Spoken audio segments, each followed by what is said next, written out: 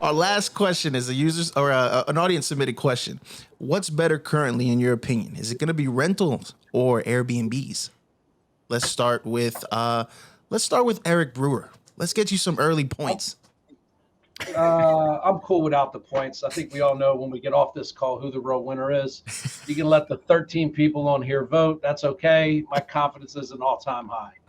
It's for sure rentals. Like again, again for me, this is I have not participated or invested in short-term rentals or Airbnbs. I love the cash flow. I hate the pending or potential legislation. I've seen it in certain areas in Florida. People bought Airbnbs down there. They were making $5,000-$6,000 a month in cash flow. They changed some legislation. They're no longer allowed to do Airbnb. They're $500,000 into a $380,000 property. I don't like how new it is. I might not be first to do something. I like to let things unfold a little bit, be able to study it, sit back, let it unfold a little bit, and then I'll go in with a little bit more confidence.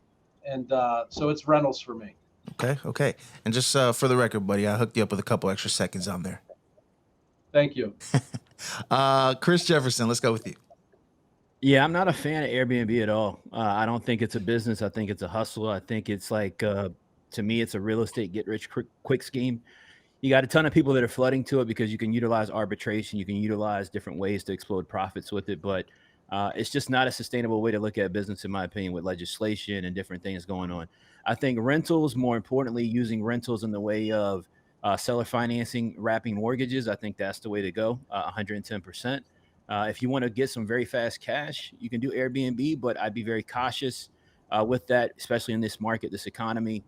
Travel, vacationing is getting ready to be down, and you've got every single day, you've got people flooding onto Airbnb. Okay. Let's jump over to Steve. So I would say if someone's starting right now, if they can get into an Airbnb, I think that's the best place to start. When you're first getting started, cash flow is more important, right? Return on investment is more important.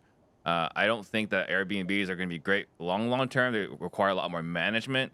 But right now, in the early part of your career, if you're trying to get more assets or more cash on hand, I think Airbnbs is the way to go.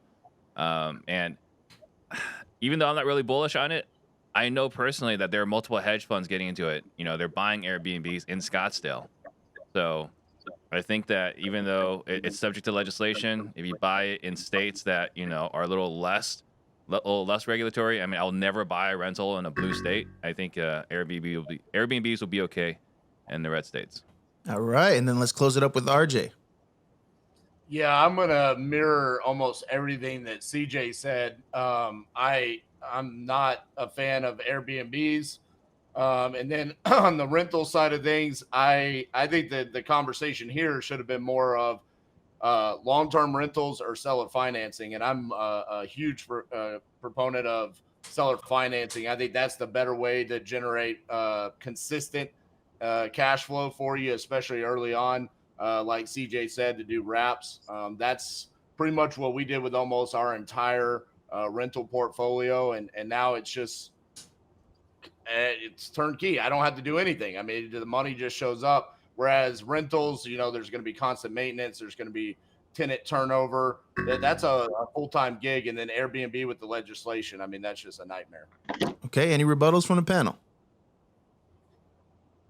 Yeah, I think it's just a point of, Airbnb's like been a hot button topic. It's been a conversation for the past couple of years. We've been in a really super hot economy, but in all reality, most people, right, like the average everyday person, let's say it's somebody making $50,000 a year at a job, telling that person to go arbitrage and go sign a lease for 12 months in a city that they've never even been to, and to put a property out on Airbnb.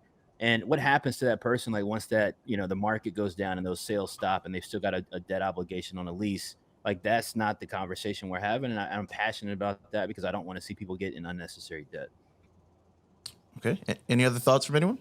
Are people actively going to buy Airbnbs in other states? I guess for me, I'm kind of spoiled, right? I'm in Arizona. So like there are a lot of people doing Airbnbs in Arizona. It makes a lot of sense in Scottsdale. I think everybody that lives in Wisconsin that's doing Airbnbs is buying outside of their state. That makes sense. That makes sense.